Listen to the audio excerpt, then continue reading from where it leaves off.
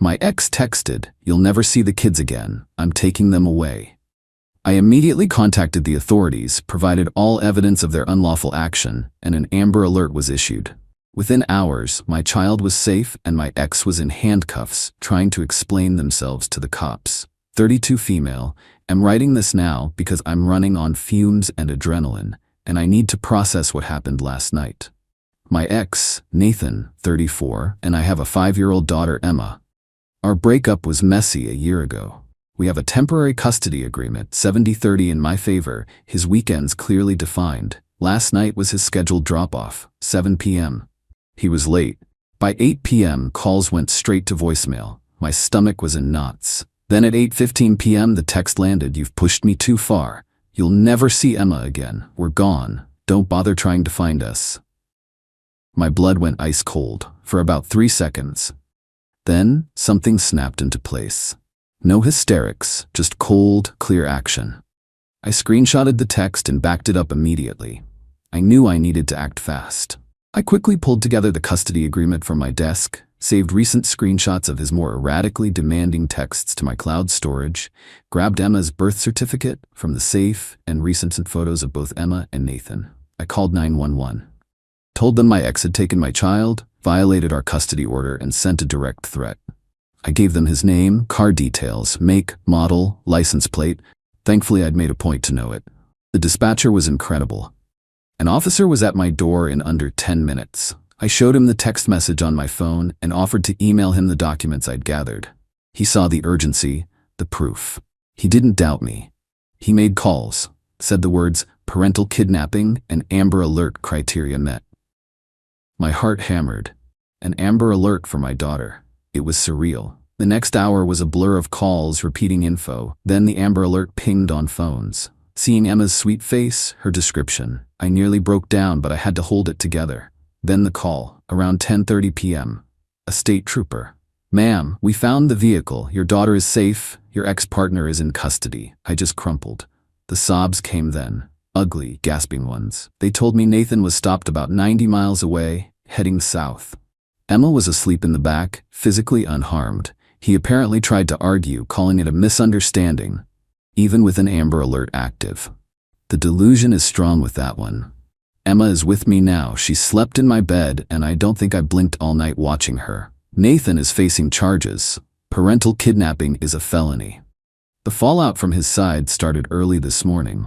His sister, Heather, called me around 6 a.m., absolutely screaming, accusing me of ruining Nathan's life, saying he just snapped because he loves Emma so much. Right. Loving fathers don't traumatize their children and commit felonies. Yeah, okay, Heather. Tell that to the judge. This is just the beginning, I know. Update. It's been a couple of days since the absolute nightmare. Emma is doing okay, a bit more clingy and asking some confusing questions about why Daddy got talked to by the police in the car. But she's resilient. Lots of cuddles and her favorite pancakes. Nathan got out on bail yesterday. His parents paid it, of course. And the wave of entitlement from his family is already at tsunami levels. Heather, his sister 36, isn't just sticking to screaming phone calls. She actually showed up at my workplace yesterday. Caused a scene in the reception area, yelling about how I was vindictive and destroying their family. My manager had to escort her out. The nerve. Then came the predictable barrage of vague but pointed Facebook posts from her and their little echo chamber of friends, all about mothers who use children as weapons and how some people will do anything for attention. As if an Amber Alert for my missing child was a publicity stunt. The rage I feel is cold and deep. Nathan's mom, Joyce, 60, also called. Not to apologize for her son's horrifying actions, but to tell me I needed to be reasonable and think about Emma's needs. She actually said, "He was just under a lot of stress, dear. He didn't mean it like that." Stress is not a free pass for parental kidnapping. I've hired a lawyer. She's sharp and no nonsense. We're filing for an emergency sole custody order tomorrow and a permanent restraining order against Nathan for both me and Emma. The fact he was arrested for parental kidnapping with an active Amber Alert as evidence makes our case incredibly strong. My lawyer also drafted a very pointed cease and desist letter to Heather regarding the workplace harassment and ongoing social media slander. Apparently, Heather's response to the legal firm was to call my lawyer a hired bully. The audacity is breathtaking. Nathan himself has tried to contact me multiple times, calls from blocked numbers, emails. I've blocked everything. He then used a friend's phone. I only answered because I thought it might be Emma's school. "You need to tell them to drop the charges," he said, his voice utterly devoid of remorse. "This is a massive overreaction. You're blowing this out of proportion." "Nathan, you kidnapped our daughter. There was an Amber Alert with your face broadcast across the state. The police arrested you. This is the proportion." Him, "You're ruining my life over a simple mistake. I was just going to take her on a little impromptu trip. You're always so dramatic." "A trip you announced by saying I'd never see her again? A trip that involved fleeing in the middle of the night? Save your excuses for the authorities, Nathan." I hung up. He's not sorry he did it. He's only sorry he got caught. They genuinely believe he's the injured party here. This will be a battle, but I started it by protecting my child, and I intend to finish it. Update. Quick update because things are moving and my head is still spinning. The emergency sole custody order was granted. Massive wave of relief.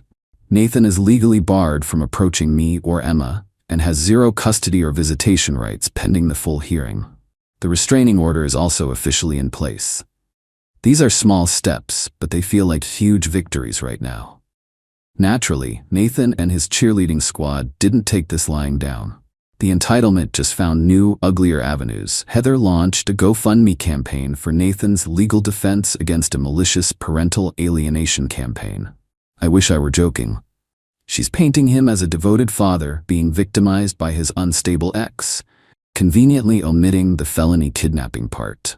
The page had a ridiculous goal of $10,000 to fight for justice. Some of their friends actually donated. It's mind-boggling. My lawyer is already looking into options regarding that little stunt. Then Nathan, presumably on his lawyer's advice, filed a counterpetition. His claim? That I am an unfit mother. He alleged instability, neglect.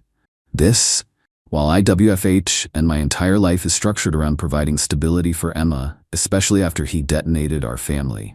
He even managed to get some distant cousin I've met maybe twice to provide a statement saying I seemed a bit stressed at a family barbecue 3 years ago. Seriously, that's the best they have? His lawyer is also trying to argue that his threatening text message was sent in a moment of extreme emotional distress and taken out of context. The context of him then abducting our child and driving off? Right? Then came the Child Protective Services call.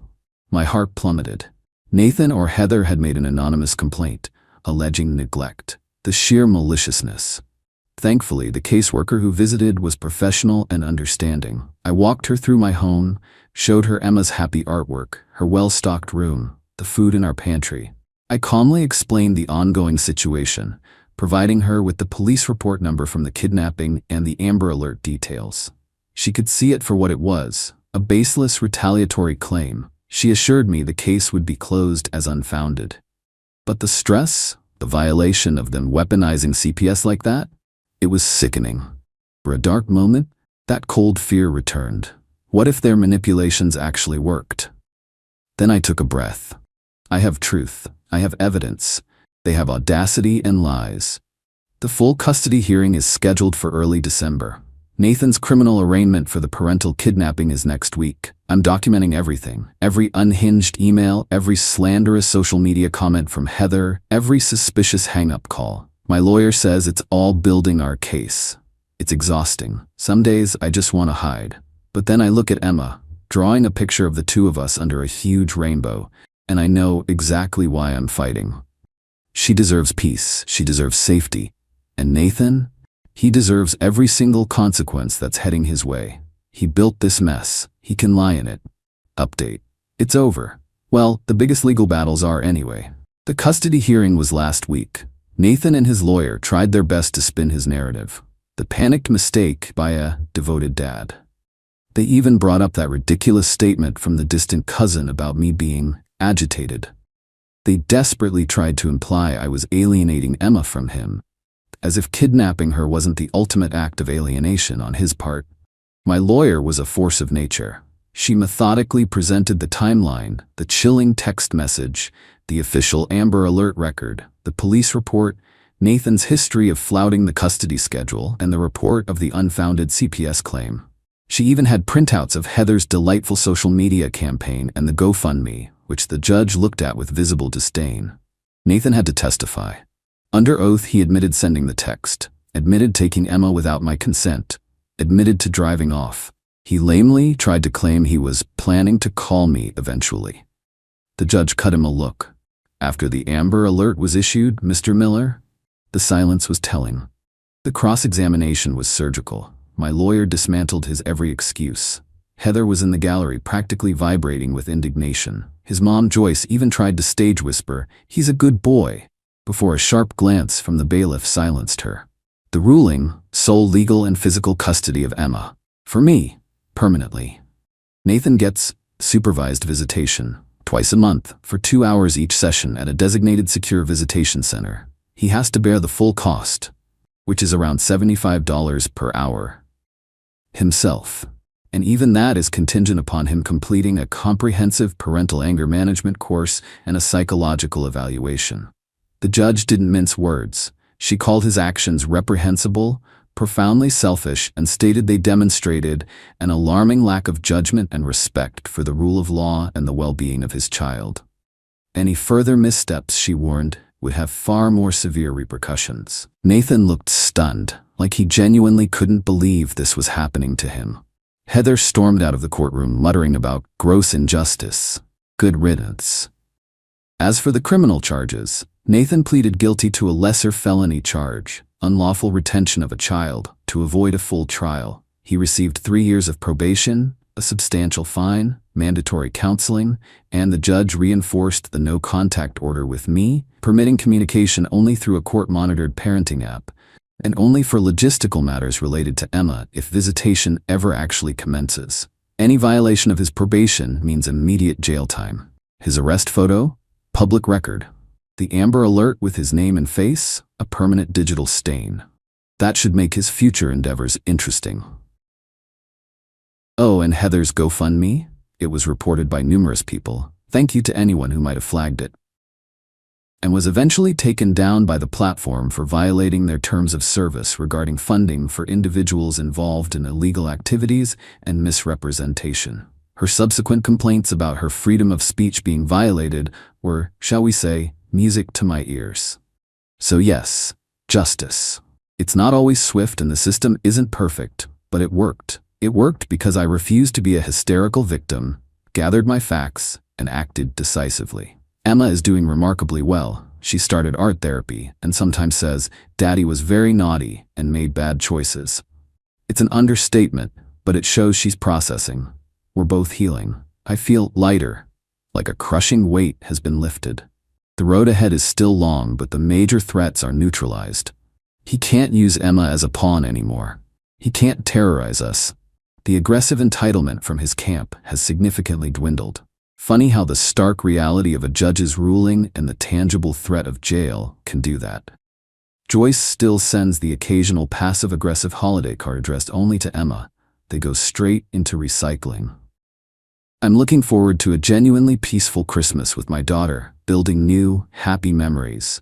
Nathan thought he could just take her and bulldoze his way through any consequences. He severely underestimated me, and he severely underestimated the law. He didn't just lose custody. He lost the chance to be a real father to Emma through his own destructive actions. And that, ultimately, is the most profound consequence of all. Thanks for letting me share this journey. It truly helped to write it all out. Onwards.